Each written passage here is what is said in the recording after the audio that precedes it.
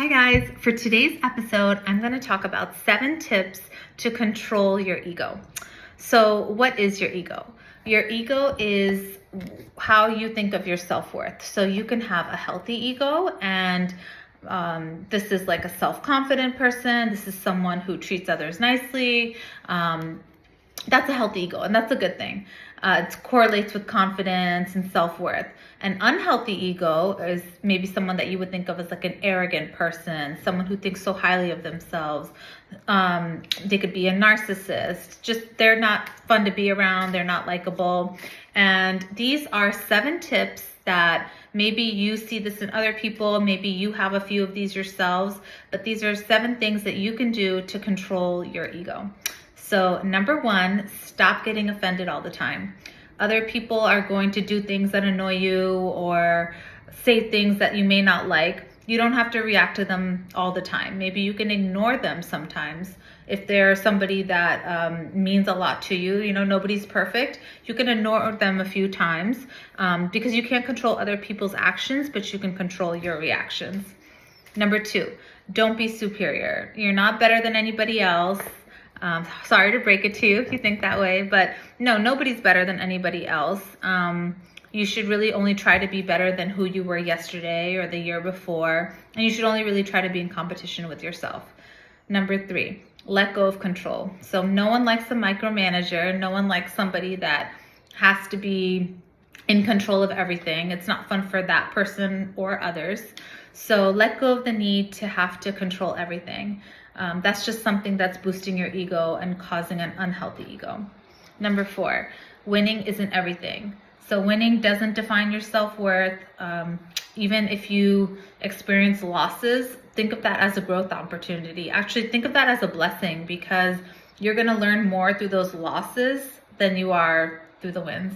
And I actually read something, I think recently, maybe on Instagram or something, but it was, quick success builds ego. Long, slow success builds character, and quick success fuels ego. So if you think about that, that's exactly what ego is. One, it's never satisfied, and it just wants those like dopamine wins, that fuels its ego. Whereas the real lessons, the real progress, the real change sometimes happens in the journey and in the losses.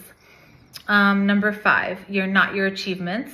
So this is similar to the wins. It's great to have, a great career, all those check marks off the boxes, this and that, those things that, people look at, do you have this degree? Do you have that degree? Do you have,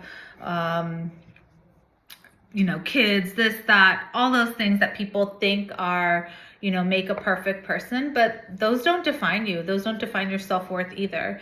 What defines you is what you consider your success. So don't let that affect your self-worth. And I said this earlier, but number 6 is know when to stop. The ego is never satisfied. It could keep going and going and going. So know when to pause, be grateful, thankful, and reflect on all the things you've done thus far.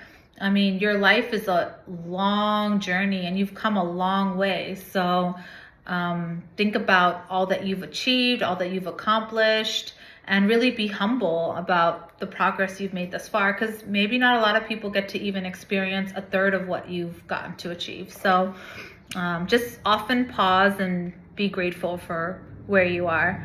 And number 7, you're not always right. Let others win too. So people with big egos often have to have the last word. They have to be right.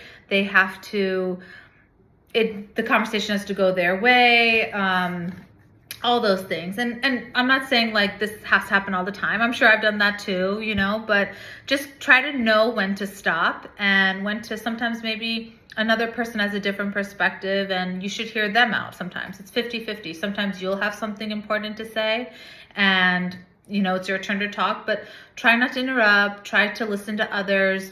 You're not always right, and yeah, I think these 7 tips will really help. They're not the most common thing. When you think of someone with a big ego, you think, oh, they must be big-headed, must be arrogant, must be rude, unlikable. But these are common offenders that a lot of people probably do. Like, for example, I don't think I'm superior than anyone, but I do get offended easily. I let other people's actions, like other people's actions aren't worth that stress. So I know I can tick mark that. I definitely do that.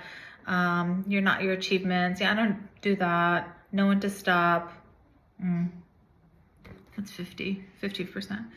You're not always right. Okay, that's another 50. Don't be superior. No, I don't think I'm better than anybody. Let go of control. I'm not that controlling. I don't think I'm a controlling person.